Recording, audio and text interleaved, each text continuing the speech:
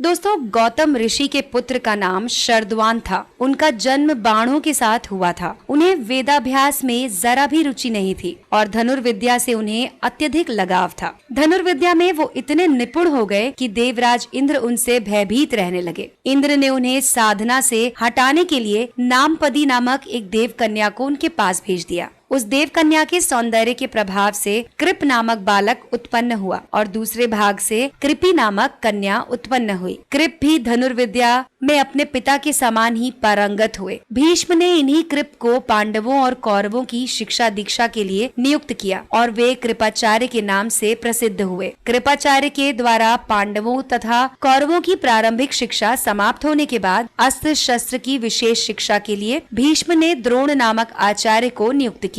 द्रोण के साथ प्रशत नामक राजा के पुत्र द्रुपद भी शिक्षा प्राप्त कर रहे थे और दोनों में अच्छी मित्रता हो गई। उन्हीं दिनों परशुराम अपनी समस्त संपत्ति को ब्राह्मणों में दान करके महेंद्राचल पर्वत पर तप कर रहे थे। एक बार द्रोण उनके पास पहुँचे और उनसे दान देने का अनुरोध किया। इस पर परशुराम बोले कि वत्स, तुम विलंब से आए हो। मैंने तो अपना सब कुछ पहले ही ब्राह्मणों को दान में दे डाला है। अब मेरे पास केवल अस्त्र शस्त्र ही बचे हैं। तुम चाहो तो उन्हें दान में ले सकते हो। द्रोण यही तो चाहते थे, इसीलिए उन्होंने कहा कि हे गुरुदेव, आपके अस्त्र शस्त्र प्राप्त करके मुझे अत्यधिक प्रसन्नता होगी, किंतु आपको मुझे इन अस्त्र शस्त्र की शिक्षा दीक्षा देनी होगी और विधि विधान भी बताना होगा। इस प्रकार परशुराम के शिष्य बनकर द्रोण ने अस्त्र शस्त्र सहित समस्त विद्याओं के अभूतपूर्व ज्ञान ले लिया। शिक्षा प्राप्त करने के बाद द्रोण का विवाह कृपाचार्य की बहन कृपी के साथ हो गया। कृपी से उनका एक पुत्र हुआ। उनके उस पुत्र के मुख से जन्म के समय अश्व की ध्वनि निकली, इसीलिए उसका नाम अश्वत्थामा रखा गया। किसी प्रकार का राजाश्रय प्राप्त न होने के कारण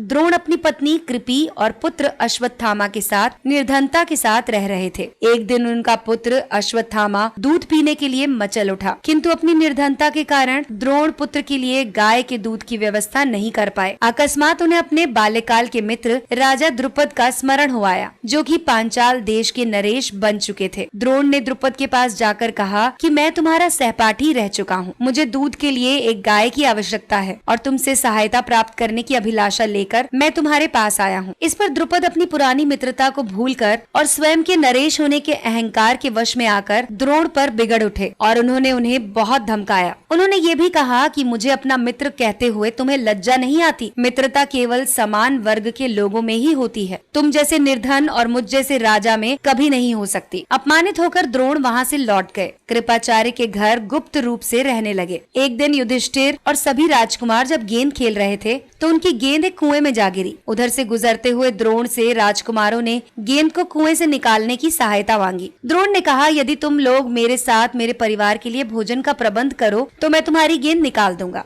तब युधिष्ठिर ने कहा कि यदि आप हमारे पितामह की अनुमति ले लें तो आप सदा के लिए भोजन पा सकेंगे। द्रोणाचार्य ने तत्काल एक मुट्ठी सीख लेकर उसे मंत्र से अभिमंत्रित किया और एक सीख से गेंद को छेद दिया। फिर दूसरी सीख से गेंद में फंसी सीख को छेदा। इस प्रकार सीख से सीख को छेदते हुए गेंद को कुएं से निकाल दिया। इस अद्भुत प्रयोग के विषय में और द्रोण के समस्त विषयों में प्रकांड पंडित होने के विषय में ज्ञात होने पर भीष्म पितामह ने उन्हें राजकुमारों की शिक्षा के लिए नियुक्त कर दिया और राजाश्रय में ले लिया और वो द्रोणाचार्य के नाम से विख्यात हुए।